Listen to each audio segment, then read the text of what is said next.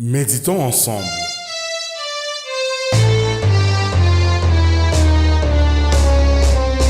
Bonjour et bienvenue dans Méditons ensemble.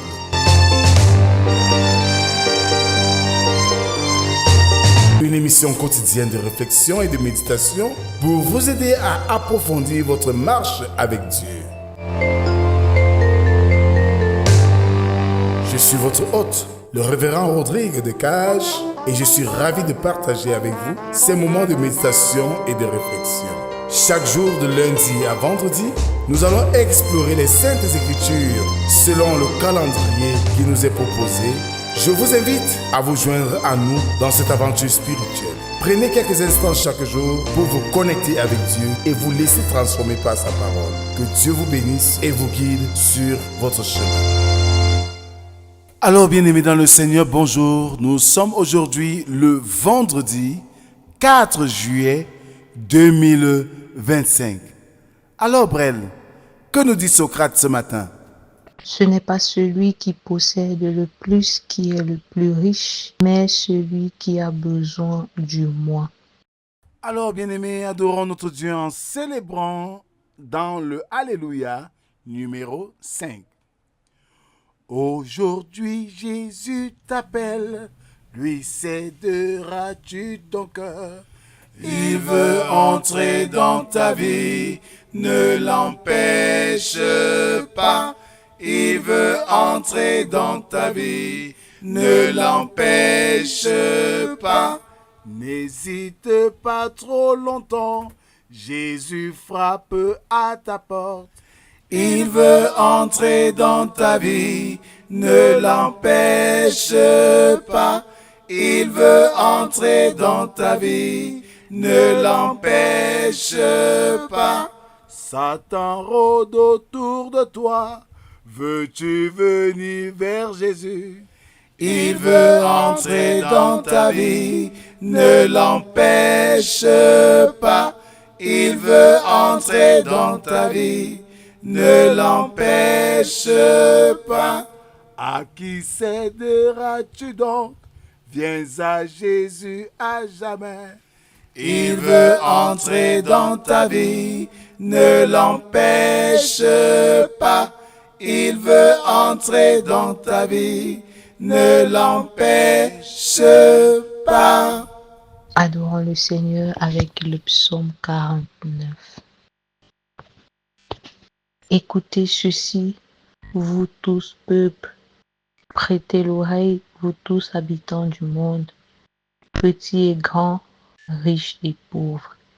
Ma bouche va faire entendre des paroles sages et mon cœur a des pensées pleines de sens. Je prête l'oreille aux sentences qui me sont inspirées, j'ouvre mon chant au son de la harpe. Pourquoi craindrais-je au jour du malheur, lorsque l'iniquité de mes adversaires m'enveloppe? Ils ont confiance en leurs biens et se glorifient de leur richesse. Ils ne peuvent se racheter l'un l'autre, ni donner à Dieu le prix du rachat. Car ils laveront, les sages meurent, l'insensé et le stupide périssent également, et ils laissent à d'autres leurs biens. Ils s'imaginent que leurs maisons seront éternelles, que leurs demeures subsisteront d'âge en âge, eux dont les noms sont honorés sur la terre. Mais l'homme qui est en honneur n'a point de durée, il est semblable aux bêtes que l'on égorge. Telle est leur voix, leur folie, et ceux qui les suivent se plaisent à leur discours. Amen. Prions le Seigneur avant l'écoute de sa parole. Seigneur Jésus, viens et dispose notre cœur à l'entendement de ce que tu as à nous dire ce matin. Donne-nous de méditer cette parole. Et Seigneur, viens et éclaire-nous par ton esprit. Amen. Ce matin, nous allons méditer dans le livre de Actes des Apôtres, chapitre 13, du verset 13 au verset 25. Là, il est écrit: Paul et ses compagnons s'étant embarqués à Paphos, se rendirent à Perge en Pamphylie. Jean se sépara d'eux et retourna à Jérusalem. De Perge, ils poursuivirent leur route et arrivèrent à Antioche de Pisidie. Étant entrés dans la synagogue le jour du sabbat, ils s'assirent. Après la lecture de la loi et des prophètes, les chefs de la synagogue leur envoyèrent dire: Frères, si vous avez quelques exhortations à adresser au peuple, parlez. Paul se leva et ayant fait signe de la main, il dit: Hommes israélites, et vous qui craignez Dieu, écoutez. Le Dieu de ce peuple d'Israël a choisi nos pères. Il mit ce peuple en honneur pendant son séjour au pays d'Égypte. Il l'en fit sortir par son bras puissant. Il les nourrit près de 40 ans dans le désert. Et ayant détruit cette nation au pays de Canaan, il leur accorda le territoire comme propriété. Après cela, durant 450 ans environ, il leur donna des juges jusqu'au prophète Samuel. Ils demandaient alors un roi. Et Dieu leur donna dans 40 ans Saül, fils de Kis de la tribu de Benjamin. Puis, l'ayant rejeté, il leur suscita pour roi David, auquel il a rendu ce témoignage: J'ai trouvé David, fils d'Isaïe, homme selon mon cœur, qui accomplira toutes mes volontés. C'est la postérité de David que Dieu, selon sa promesse, a suscité à Israël un sauveur qui est Jésus.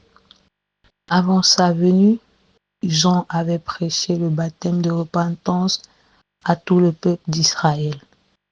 Et lorsque Jean achevait sa course, il disait: Je ne suis pas celui que vous pensez, mais voici après moi vient celui des pieds duquel je ne suis pas digne de délier les souliers. Amen. Bien-aimés dans le Seigneur, nous venons là d'écouter le texte proposé à notre méditation ce matin qui présente les apôtres dans le champ de mission et qu'après que les responsables de la synagogue aient lu le texte, ils invitent ces hôtes, ces missionnaires à une exhortation. L'exhortation chrétienne est christocentrique. Elle ne sort pas hors de l'histoire de la Bible. C'est ainsi donc que l'apôtre va faire un retour historique sur les faits qui devraient pour nous être des appuis pour une foi efficace. Le retour dans l'histoire de la souffrance, de la libération du peuple, nous donne de comprendre que nous sommes un peuple privilégié. Le retour dans l'histoire nous permet de mieux nous situer afin de projeter l'avenir. C'est ainsi que l'apôtre décide donc de représenter à nouveau l'histoire de la foi pour que son auditoire sache où il est dans l'histoire et comment il doit bâtir l'avenir. Il nous revient aussi, au moment et au lieu où nous sommes arrivés, de nous évaluer dans notre passé, de voir la main agissante de Dieu, de voir où nous sommes arrivés et de projeter notre avenir dans la marche chrétienne. Ce n'est qu'en cela que nous pourrons contempler la puissance agissante de Dieu dans nos vies de chaque jour. Que le Seigneur bénisse en nous la méditation de sa parole et nous aide surtout à la mettre en pratique. Amen. Seigneur notre Dieu, merci pour cette autre occasion renouvelée pour nous de nous approcher de toi et de méditer tes saintes écritures. Tu nous enseignes, comme tout à l'heure dans la parole, que le souvenir nous permet de mieux nous situer et projeter l'avenir. Donne-nous, Seigneur, d'avoir toujours des temps d'arrêt pour évaluer nos vies et projeter l'avenir avec toi surtout. Parce qu'avec toi, nous sommes toujours vainqueurs. Seigneur, ne nous abandonne pas dans ces défis de chaque jour et donne-nous de glorifier ton nom dans nos faits et gestes. C'est au nom de Jésus-Christ que nous t'avons ainsi prié, lui qui nous a appris à te dire: Notre Père qui es aux cieux, que ton nom soit sanctifié, que ton règne vienne, que ta volonté soit faite sur la terre comme au ciel. Donne-nous aujourd'hui notre pain de ce jour. Pardonne nos offenses, comme nous pardonnons aussi à ceux qui nous ont offensés. Ne nous soumets pas en tentation, mais délivre-nous du mal, car c'est à toi qu'appartiennent le règne, la puissance et la gloire pour les siècles des siècles. Amen. En guise d'exhortation, bien-aimés, il faut reconnaître l'autorité des serviteurs de Dieu. Et pour réussir dans sa vie future, il faut avoir un regard sur son histoire pour savoir où est-ce qu'on est, ce qu'on a déjà parcouru, afin de projeter l'avenir avec Dieu. Alors, que la paix, l'amour, la grâce de Dieu soient avec nous pour toujours et à jamais, au nom du Père, du Fils et du Saint-Esprit. Amen. Il est le consolateur, bien la lumière de ta vie. Il veut rentrer dans ta vie, ne l'empêche pas. Il veut entrer dans ta vie, ne l'empêche pas.